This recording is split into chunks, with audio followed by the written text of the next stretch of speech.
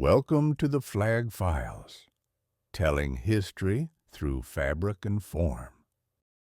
In this episode of Flag Files, we uncover the surprisingly rich story behind one of Europe's smallest nations and one of its most unique flags. The blue and red banner of Liechtenstein may look simple at first glance, but its history is full of royal symbolism, international surprises, and quiet acts of identity. Let's go back to the beginning. The Principality of Liechtenstein was officially established in 1719, when the regions of Schellenberg and Vaduz were elevated to a principality within the Holy Roman Empire by Emperor Charles VI. Though the Liechtenstein family had held noble titles for centuries, this marked their first true sovereign territory. At the time, it was common for countries to base their flags on the colors of their coat of arms. For Liechtenstein, that meant red and gold, the hues of their princely arms. But an early departure from tradition would set this small country apart. In 1764, under Prince Joseph Wenzel I, a new set of livery colors was adopted, blue and red.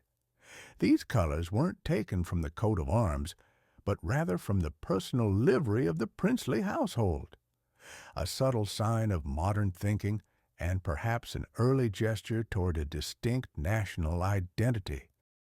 Liechtenstein remained a principality under larger imperial umbrellas for much of its early history. First, the Holy Roman Empire, and later, the German Confederation. But after the Austro-Prussian War in 1866, the German Confederation was dissolved. Liechtenstein, though tiny and landlocked between Austria and Switzerland, took the opportunity to assert its full independence. From that moment forward, it charted its own course, a neutral sovereign microstate in the heart of Europe. Still, the Principality had no official national flag. The blue and red design had been in informal use since the 18th century, but it wasn't until the adoption of a new constitution in October 1921 that the flag was finally granted legal status. Article 1 of the 1921 Constitution recognized the blue and red horizontal bicolor as the official flag of the Principality. Fast forward to 1936, when Liechtenstein, for the first time, sent a delegation to the Summer Olympics in Berlin.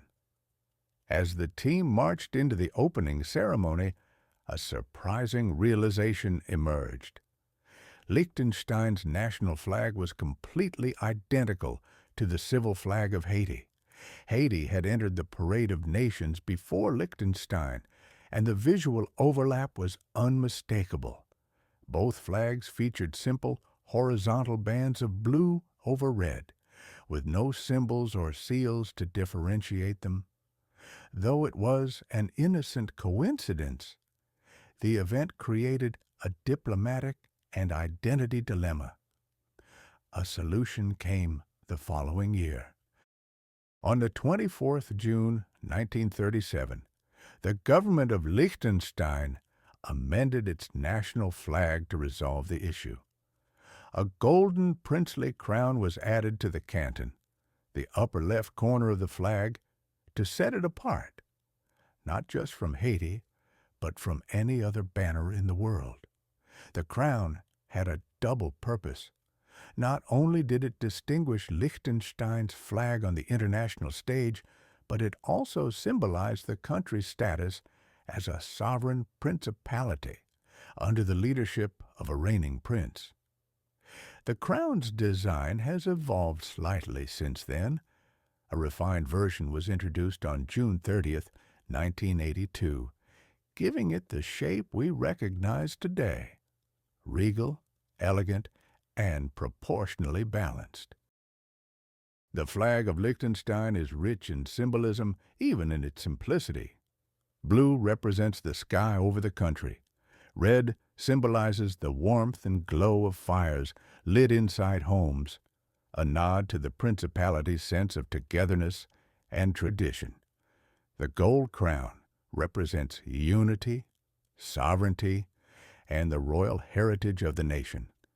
When flown vertically, the crown is rotated to ensure it always faces upright, a small but meaningful detail that reflects Liechtenstein's attention to ceremonial dignity. Today, Liechtenstein's flag stands among the most unique in Europe, one of the few to prominently feature a crown, and one of the few whose design was shaped by an Olympic coincidence. In a country with fewer than 40,000 residents, the flag is a powerful symbol of independence, identity, and enduring monarchy.